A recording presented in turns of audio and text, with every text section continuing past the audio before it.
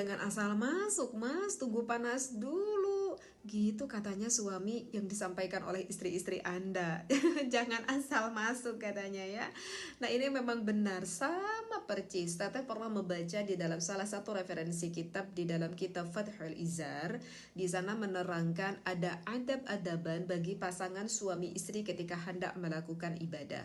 Ada 3 adab qoblahu sebelum melakukan ibadah, halahu 3 adab ketika melakukan ibadahnya, dan ba'dahu ada 3 adab setelah kita melakukan ibadahnya.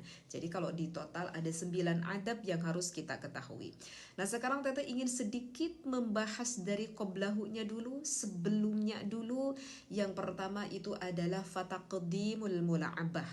Ini sangat penting sekali ya. Ini start pertama. Mula'abah itu adalah istilah kerennya kayak foreplay, biarkan menunggu agak panas dulu gitu ya, terutama istri Anda. Ya, dan ini hukumnya adalah disunnahkan, berarti disunnahkan ini sangat dianjurkan sekali. Dan yang membutuhkan mula'abah ini, pemanasan ini yang lebih membutuhkan itu adalah istrinya dibandingkan dengan sang suaminya. Karena biasanya sang istri agak susah untuk bangkit seperti itu. Ya, dan mula'abah bagaimana yang dibutuhkan oleh istri Anda, setiap wanita berbeda-beda. Jadi yang tahu itu adalah suami dan istrinya sendiri, dan terkadang mula'abah itu tergantung moodnya juga pada hari itu.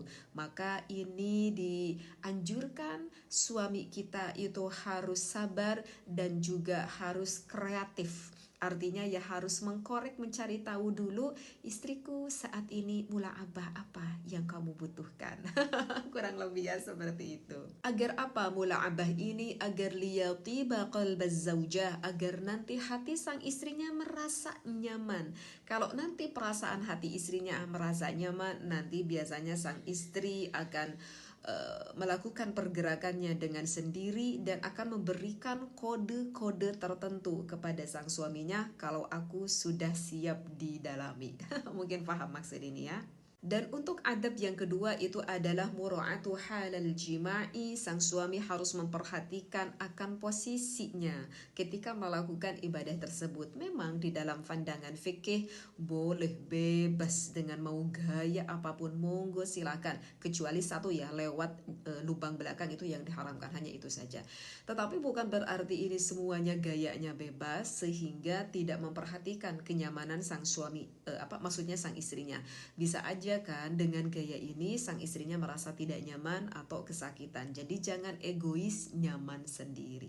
Dan untuk adab yang ketiga adalah mura'atu waqtil jima'i. Sang suami harus memperhatikan akan waktunya. Waktu di sini apa maksudnya Teteh? Iya, waktu di sini ini harus mengetahui kapan momen waktu yang tepat. Maaf sekali, sang suami memasukkan ilajul hasyafati fil farji, ke dalam farji milik sang istrinya. Karena biasanya milik sang perempuan itu awal-awalnya suka cenderung kering. Ketika cenderung kering biasanya tidak nyaman untuk lebih dalam. Ketika sudah ada basahan, ketika lubrikasi, biasanya sang istri itu tandanya sudah nyaman.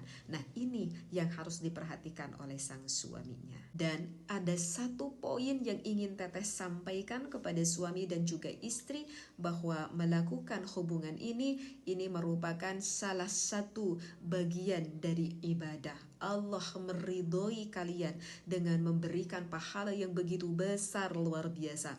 Oleh karena itu Teteh hanya sedikit mengingatkan bahwa ibadah ini tentu hati kita harus ingat kepada Allah. Oleh karena itu, terutama sang suaminya sebelum melakukan hubungan biologis ini, ingat hatinya kepada Allah. Ketika mau memasukkan hasyafahnya, setidaknya hati membaca ta'awudz dan bismillah kepada Allah dalam hati saja. Teteh maaf sebelumnya diceritakan ada seorang istri yang berselingkuh sampai melakukan perzinahan, tapi suaminya memaafkan. Apakah betul tidak boleh digauli lagi oleh suaminya, mungkin maksudnya ya. Baik, Kak Wahyu, ini sama aja ya kasus hukumnya. Apakah mau istrinya yang berselingkuh sampai melakukan suatu perzinahan, ataupun sebaliknya sang suaminya yang berselingkuh sampai melakukan suatu perzinahan. Ini sama kasusnya. Kalau misalkan seorang istri atau seorang suami melakukan suatu perzinahan, naudzubillahi min dzalik, berarti kan ini sudah termasuk ke dalam zinah muhsan. Dan zinah muhsan ini kan ini termasuk kepada ghair muhtaram, artinya yang tidak dimuliakan oleh Allah, yang tidak dimuliakan oleh syara. Ya, nanti bisa dilihat referensinya di dalam kitab Sabinah, kan itu ada 6 yang tidak dimuliakan oleh Allah. Yang pertama itu adalah tarikus sholah, orang yang dengan sengaja meninggalkan sholat, wazanil muhsan, yang keduanya yang zinah muhsan, wal murtadu, yang murtad, wal kafirul harabi, kafir yang memusuhi kita, yang kelima adalah anjing yang menyederai kita, dan yang keenamnya itu adalah babi. Nah, ini yang kedua, wazanil muhsan, masuk ke dalam zinah muhsan. Nah, kemudian apakah apa itu benar tidak boleh lagi digauli oleh sang suaminya? Berarti kan ini Kak Wahyu tidak menceraikan istrinya ya. Kalau memaafkan berarti tidak menceraikan, berarti tidak menceraikan istrinya dan memaafkan perlakuan istrinya. Maka kalau yang bermadhab Imam Asy-Syafi'i, ya ini bisa dilihat keterangannya di dalam kitab Syarah Muhadzab. Kalau yang bermadhab Imam Asy-Syafi'i itu hukumnya diperbolehkan Kak Wahyu. Artinya ya karena kakak tidak menceraikan istrinya, memaafkannya, ya boleh. Boleh menggauli lagi istri Anda. Alasannya karena tidak ada masa iddah bagi wanita yang melakukan suatu perzinahan. Itu alasannya. Kecuali kalau misalkan istri Anda itu berzinahnya sampai dengan mengandung, sampai dengan hamil, maka itu hukumnya dimakruhkan. Tetapi nggak sampai ke haram, tidak sampai ke haram, hanya dimakruhkan. Jadi harus menunggu dulu sampai persalinan, sampai melahirkan. Berbeda dengan apa yang disampaikan oleh mazhab Imam Hanafi. Kalau Imam Hanafi, yaitu hukumnya diharamkan, menggauli lagi meskipun memaafkan, jadi harus sabar menunggu sampai nanti istrinya melahirkan dulu. Seperti itu. Ya, begitu Kak Wahid. Ya. Waalaikumsalam Kakak Marcella. Ini khusus para perempuan wajib mendengarkan karena hal ini hanya terjadi pada perempuan, tidak terjadi pada kaum laki-laki. Apa coba ini?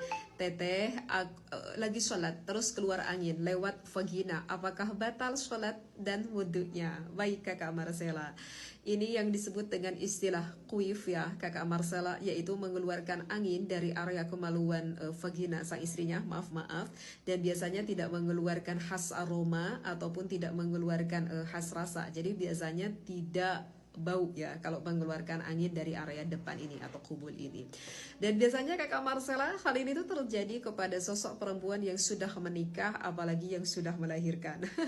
Ini tuh diakibatkan dikarenakan ini ya, stretching di bagian otot-otot kubulnya ataupun otot-otot vaginanya. Kemudian kata Kakak Marcella, gimana nih teh kalau keluar anginnya tersebut ketika kita sedang sholat, batalkah sholatnya, batalkah wudhunya? Teteh Marcella, teteh di sini hanya menjawab yang bermadzhab Imam Asy-Syafi'i ya, karena kalau bermadzhab imam yang lain nanti beda jawabannya. Karena mayoritas di Indonesia itu yang kebanyakan bermadzhab Imam Asy-Syafi'i. Beliau mengkiaskan kalau kuwif ini dikiaskan dengan kentut. Seperti itu. Sedangkan kalau kentut kan membatalkan kepada wudhunya. Jadi yang bermadzhab Imam Asy-Syafi'i menghukuminya batal. Karena menurut beliau sesuatu yang keluar baik kubul ataupun dubur itu dianggap najis, baik disengaja tidak